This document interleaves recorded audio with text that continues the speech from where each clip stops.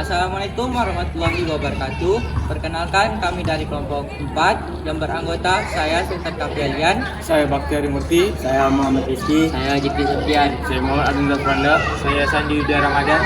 Kali ini kelompok kami akan mewawancarai narasumber yang berkaitan tentang Sultan Hamid II. Jadi kami di sini ingin mewawancarai abang sebagai narasumber. Sebelumnya abang dengar sama siapa? Nama saya Hamsyahur Rahman. Baik bang Hamsyah. Jadi kami dari SMA Negeri 3 ingin mewawancara terkait dengan sejarah Sultan Hamid II. Sebelum abang posisi di sini sebagai apa? Saya di sini awal-awal saya kontributor sejarah di sini. Jadi kalau misalkan ada tamu-tamu atau kelompok mahasiswa atau siswa yang ingin mewawancarai secara resmi, biasanya saya khusus di Istana Kadria ini. Jadi untuk urusan sejarah sebenarnya bisa jadi bukan cuma saya, ada beberapa orang. Cuman pas waktu sekarang ini yang ada saya. Gitu. Bisa jadi ke orang lain bisa. Di sini ada Bang Doni Suara. Galang itu bahkan itu bisa jadi mentor saya. Kalau misalnya kawan-kawan ketemu dengan Bang Doni Suara bisa jadi pemahamannya jauh lebih dalam dan bisa jadi lama juga kawan-kawan mendengarnya. Gitu. Cuman kebetulan yang hadir ini saya. Jadi saya kalau apa ada ya. Enggak apa, Bang. Ya. Mantap. Jadi bisa nggak sih abang tolong ceritakan bang sejarah tokoh Sultan Hamid II ini bang? Bisa. Bisa. Cuman karena saya mungkin bicara menyesuaikan data dan dokumentasi yang saya kumpul. Jadi itu kan ibaratnya itu balik lagi ke interpretasi atau perspektif saya dalam menjelaskan kiprahnya Sultan Hamid. Sultan Hamid II. Bisa jadi temuan-temuan data atau perspektif orang lain bisa jadi berbeda dengan saya. Jadi dalam rangka untuk mewawancarai saya, ya saya bisa menjabarkan sesuai dengan analisa saya. Untuk pertama-tama ini mungkin saya mau bahas tentang daftar riwayat hidupnya dulu. Boleh. Daftar riwayat hidup Sultan Hamid II, ini saya bacakan. Jadi nama beliau itu kalau panjangnya Syarif Abdul Hamid Al-Qadri, famnya Al-Qadri atau marganya Al-Qadri. Beliau itu seorang habaib. Tahu kan habaib dia? Tahu ya? Habaib. Jadi nama beliau tadi udah saya sebutkan. Gelarnya Sultan Pontianak yang ke-7. Arti sudah periode ke-7 beliau menjabat Sultan Pontianak. Kalau yang sekarang udah periode ke-9. Lahirnya itu di Pontianak 12 Juli 1913. Wafatnya itu 30 Maret 1978 di Jakarta. Disemayamkan, dimakamkan di mana? Dimakamkan di makam Kesultanan Pontianak di Batu Layang. Siapa nama ayahnya? Nama ayahnya adalah Sultan Syarif Muhammad Al-Qadri. Gelarnya Sultan Pontianak yang ke-6. Sultan Hamid kan ke-7. Ayahnya Sultan ke-6. Ibunya siapa? Nama ibunya Syekha Jamila Syarwani. Orang Pontianak juga, marganya Syarwani. Keturunan beliau nih keturunan apa? Arab Melayu. Keturunan tadi Habib, terus orang Melayu kayak gitu. Karena sejak pendirian kota Pontianak 1771 yang didirikan oleh nenek moyangnya Sultan Hamid II yang namanya Sultan Abdurrahman Al-Qadri, jadi membaur tuh. Jadi turunlah Melayu, jadi orang Melayu ke Arab Melayu. Untuk dari segi silsilah adik-beradik, Sultan Hamid II itu berdasarkan interpretasi dengan analisa saya, beliau itu saudara laki-laki yang ketiga. Istri Sultan Muhammad ini, Sultan yang keenam ini kan punya beberapa, salah satunya ibunya Sultan Hamid II nih, Syekh Jamilah Syarwani. Jadi kalau berdasarkan laki-laki, beliau ini urutan ketiga, bukan putra sulung. Kalau misalkan dari ibunya Syekh Jamilah Syarwani, dia betul anak pertama dari ibunya. Kalau di keseluruhan general, beliau itu yang ketiga. Beliau itu yang ketiga, artinya ada abang-abangnya dari beda emak. Nah, gitu. Karena Sultan Muhammad punya beberapa istri kan. Itu. Jadi diketahui terdapat dua abang denya. Siapa nama abang denya? Yang pertama itu yang terekam dalam data itu namanya Crown Prince. Itu putra mahkota namanya Syarif Yusuf Al-Qadri. Itu wafat tuh tahun 1936. Jadi ketika wafat 1936, nah, posisi Sultan Hamid II waktu itu masih berkarir di dunia militer, masih muda gitu. Yang kedua Pangeran Adipati namanya Syarif Usman, wafatnya tahun 1944. Nah, 1944 ketika Crown Prince Yusuf meninggal, putra mahkota itu dialihkan ke abangnya yang kedua tuh, Pangeran Usman tuh, tapi meninggal juga tahun 1944 di zaman Jepang. Akhirnya karena Sultan Hamid II atau Syarif Abdullah Hamid ini putra ketiga, diturunkanlah keputraan yang dari abang yang wafat tahun 1944 ke Sultan Hamid II. Makanya Syarif Abdul Hamid ini dinobatkan jadi Sultan Pontianak karena abang-abangnya meninggal. Gitu, abangnya meninggal. Menikahnya kapan? Nah, menikahnya tanggal 31 Mei 1938. Nah, 1938 di mana? Di Malang gitu. Karena waktu itu Sultan Hamid II penempatan pertama militernya di Malang. Siapa jodohnya? Istrinya bernama Maria van Delden atau dikenal Didi van Delden. Nah, itu patung Didi van Delden sebagai hadiah seorang suami ke istri. Itu istri kita mau kita hadiahkan apa? Namanya kok kayak nama orang Belanda. Ya, Didi van Delden itu mixing campuran, keturunan campuran, mix ya. Jadi Maria van Delden itu ada keturunan Belanda dan Bugis Makassar.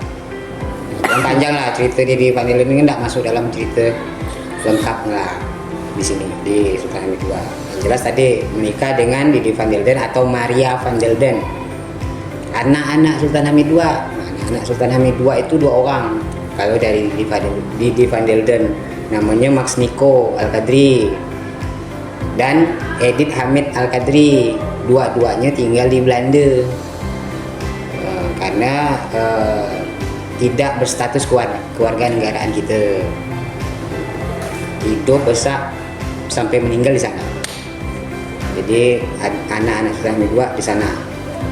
Bicara karir pertama Sultan. Jadi kalau karir pertamanya beliau itu bicara karir ya. Kalau sekolah ada beberapa tempat. Ada yang mengatakan waktu zaman kecil pengeciannya Sultan Hamid II itu beliau itu homeschool.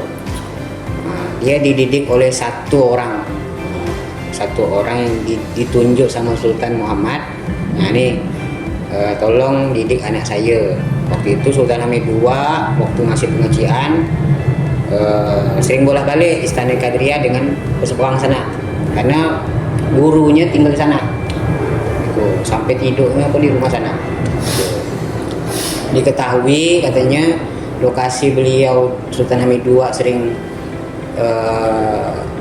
hidup di seberang sana tuh di dekat Jalan Zainuddin kata wali kota.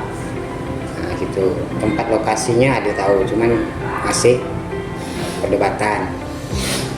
Nah, karir nih sekolahnya di Akademi Militer Belanda, Koninklijke Militer Academy KMA, di mana di Breda Belanda sana. Nah, akademi ya, kayak Akmil, Akpol, nah, bukan Tamtama, bukan apa gitu, langsung akademi. Nah, setelah itu pangkatnya mayor. pangkat mayor jenderal terakhir yang didapat beliau itu. Jadi pangkat tertinggi yang didapat sama Sultan Hamid II itu mayor jenderal, jenderal mayor di Kenil. Terus militer karir selanjutnya itu ajudan istimewa Ratu Wilhelmina, pangkat tertinggi di dunia militer Belanda. Terus kepala daerah istimewa Kalimantan Barat, kepala DIKB. Dulu Kalimantan Barat di zaman Republik Indonesia Serikat, RIS, tahu ya, sejarah kan, tahu kan? Kalimantan Barat itu namanya daerah istimewa Kalimantan Barat. Kepalanya Sultan Hamid II. Nah, terus karir selanjutnya Menteri Republik Indonesia Serikat Sonderportofolio. Sonderportofolio itu tanpa departemen gitu, jadi hanya diperbantukan untuk kepentingan RIS waktu itu. Nah, setelah itu perancang lambang negara. Nah, udah Pancasila yang kita pakai nih, itu Sultan Hamid II, itu kita udah tahu dah ya, nggak usah disangka-sangka lagi. Nah, kemudian salah satu pendiri Indonesia Air Transport, Sultan itu pernah punya pesawat, pemilik pesawat, cuma nggak tahu kemana dah. Masa itu Sultan Pontianak, kemudian ketua BFO, Vigencoms for Federal Overlake, atau dikatakan Perhimpunan Negara-Negara Serikat RIS waktu itu. Nah, dia ketuanya. Nah, kemudian ketua delegasi KMB, Konferensi Meja Bundar, Den Haag, Belanda. Jadi Sultan Hamid II itu karirnya banyak kalau dikatakan karir itu. Cuman karena karirnya itu stuck ketika terjadinya sebuah insiden, tahu gak ceritanya? Insiden apa? Sebuah insiden angkatan perang Ratu Adil yang dipimpin oleh Westerling. Dalam buku sejarah pasti ada. Harusnya ada. Jadi karena waktu itu Sultan berpangkat Kenil itu tertinggi di Indonesia, Mayor Jenderal, orang Indonesia yang dapat pangkat tertinggi ya. Orang Indonesia yang dapat pangkat tertinggi di militer waktu itu Sultan Hamid II, Mayor Jenderal. Nah, selebihnya tidak ada. Nah, jadi si Westerling ini berpangkat kapten, berkoordinasi dengan Sultan Hamid II, bicarakan tentang angkatan perang Ratu Adil nih, karena waktu itu kan gejolak politik kan, sebelum NKRI itu banyak gejolak politik, cuman Sultan Hamid II menolak itu. Akhirnya angkatan perang Ratu Adil melaksanakan atau melakukan genosida di Bandung dan di Makassar, terjadi pembunuhan. Akhirnya Sultan Hamid II terjebak dalam situasi itu. Akhirnya ketika RIS dibubarkan atau dalam rangka RIS dibubarkan, Sultan Hamid II dipidana karena terkait tadi itu. Padahal Sultan Hamid II menolak sendiri. Niat ada tapi menolak. Niat ada tapi diurung. Akhirnya tak jadi. Tapi walaupun peristiwa itu terjadi, tapi akhirnya tetap Sultan Hamid II dipidanakan. Akhirnya masuk penjara 2 kali. Masuk penjara itu Sultan Hamid II tuh pokoknya sepanjang hidupnya di penjara.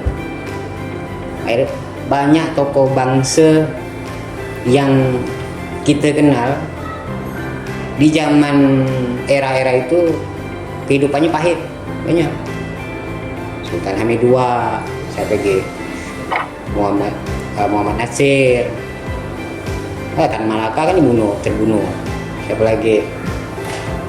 Sultan Syahrir, banyak, tinggal searching juga. Salah satunya Sultan Hamid II yang mendekam dalam penjara, terkonspirasi kan bahasanya di zaman itu, era Soekarno. Nah, jadi makanya ketika kita bicara tentang Sultan Hamid II, saya langsung bacakan CV beliau, artinya dapat semua tuh. Nah, kalau misalkan saya ceritakan dari pengerjaannya,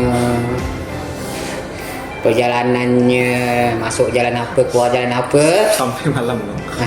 malam. Makanya saya singkat-singkat, intinya dapat point of view-nya dapat. Nah, point of view siapa nama emaknya, siapa bapaknya, siapa anak-anaknya. Nah, jadi secara umum tadi nih Sultan Hamid II lahir di Pontianak, besar-besarnya di seberang, waktu itu diasuh sama Miss Fox namanya. Miss Fox itu orang Belanda, orang Inggris atau Belanda gitu. Akhirnya Sultan Hamid II karena bapaknya Sultan kan, bapaknya Sultan bukan kayak kita rakyat biasa.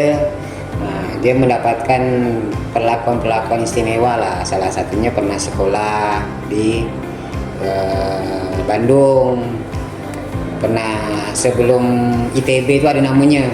Nah, jadi Sultan Hamid II tuh pernah sekolah di ITB dulu tuh. Sebelum nama ITB itu ada nama Belandanya tuh. Waktu itu Sultan Hamid II ngambil jurusan arsitektur. Tuh, arsitektur. Jadi berubah pikiran ketika ada pembukaan akademi militer. Akhirnya Sultan Hamid II tak melanjutkan sekolahnya itu, melanjutkanlah ke akademi militer di Belanda sana dari tahun 32 sampai tahun 35 Belanda sana. Akhirnya setelah itu dapat pendidikan, balik ke Indonesia, di penempatan pertama di Malang ketemu dengan Didi van Delden.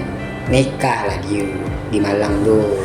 Nikah, akhirnya Sultan Hamid II karena berpangkat letnan dan peristiwa penting terjadi, perang dengan Jepang, masuk zaman Jepang. Akhirnya Sultan Hamid II ditempatkan di wilayah Kalimantan Timur, Balikpapan.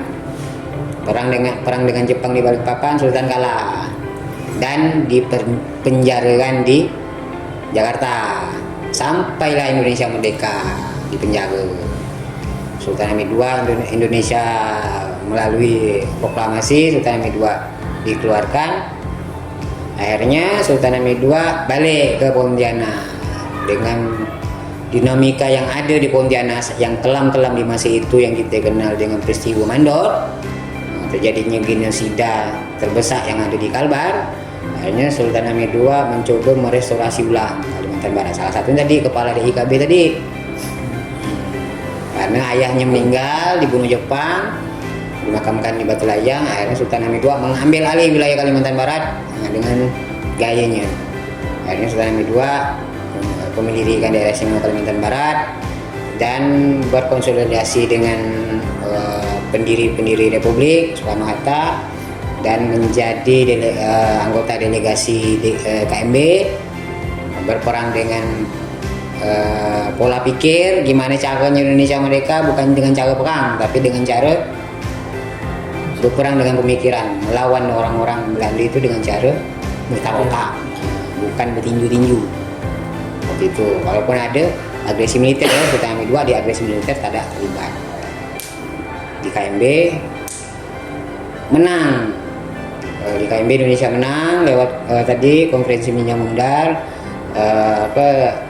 terjadinya transfer of sovereignty, penyerahan kedaulatan, terbentuknya RIS, dan di RIS itu Sultan Hamid II dipercaya untuk menjadi Menteri Jenderal Protokolio dan menang sayembara perancang lambang negara. Akhirnya perancangan lambang negara Sultan Hamid II di ACC dan diminati oleh Soekarno. Akhirnya terjadilah rancangan kita yang sekarang.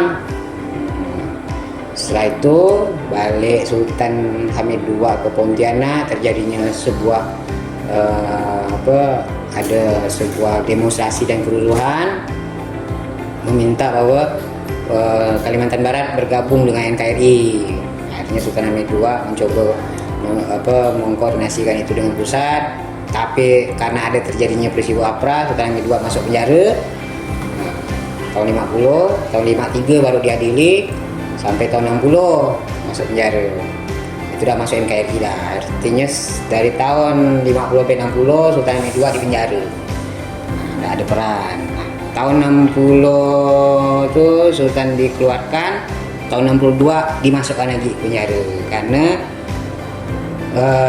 itu tanpa diadili tuh, langsung masuk penjara tanpa diadili sampai tahun 66 karena katanya terlibat dalam organisasi untuk mengkudeta negara gitu, namanya VOC gak namanya, coba lah cari nama VOC, bukan VOC yang dulu tuh, ada nama organisasi nama VOC gak gitu kan, cuman tidak jelas. Tapi karena tadi dipaksa masuk penjara lah dia, rumah tahanan di Madiun tuh sampai tahun 66 kudeta gagal PKI, Soekarno lengser, masuk siapa?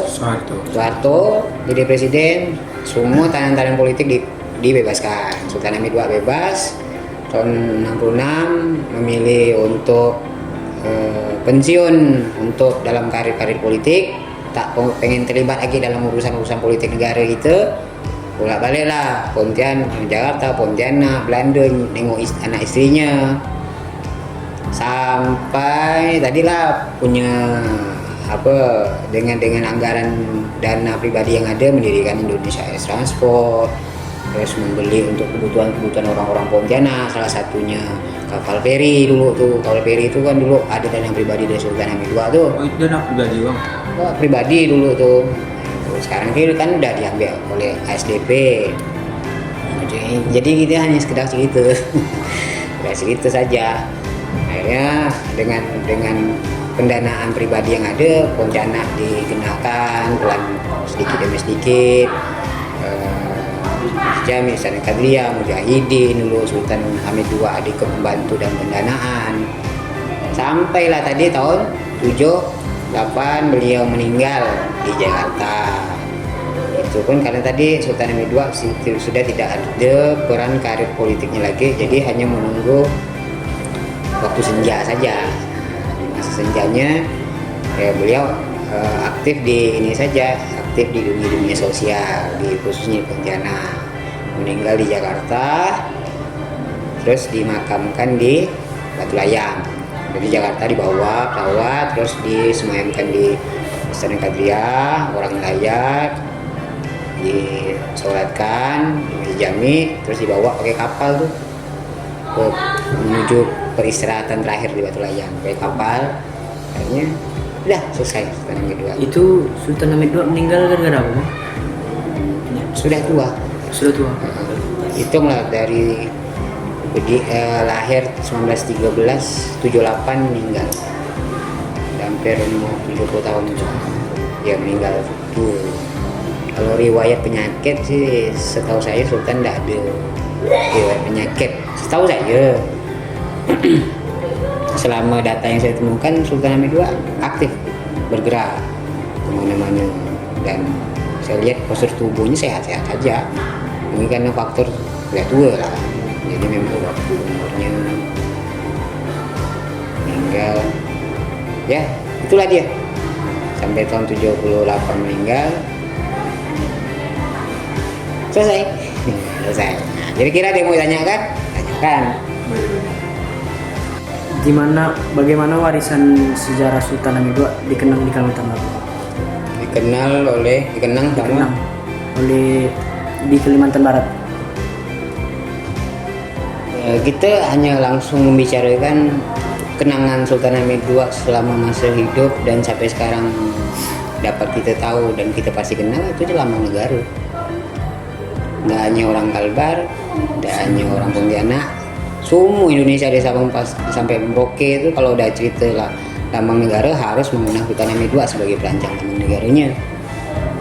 Itu jadi dalam pikiran saya kalau misalkan orang apa yang perlu dikenang dari Sultan Hamid II, lambang negara.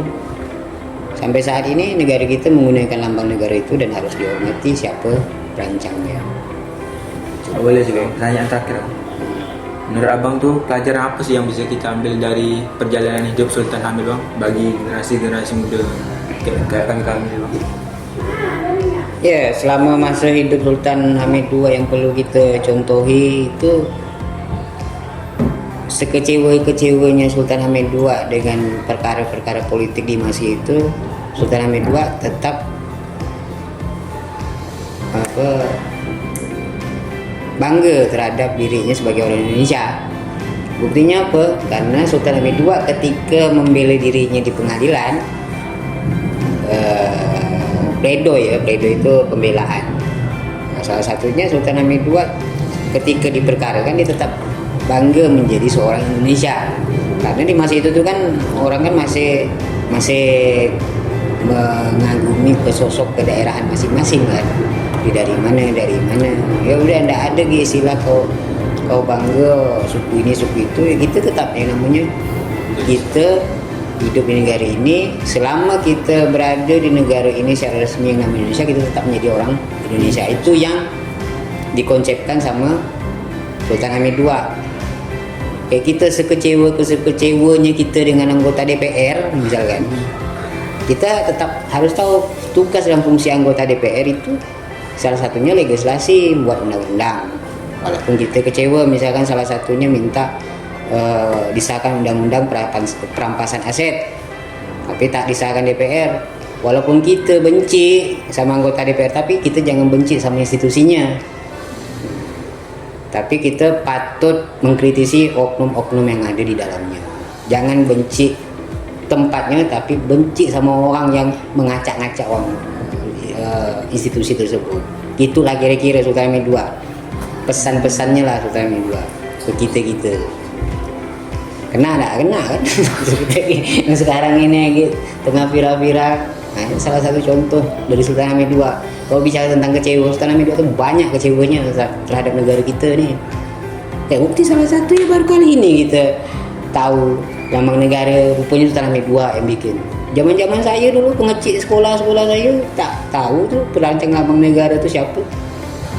Bahkan waktu itu yang mendekati perancang lambang negara waktu itu Muhammad Yamin.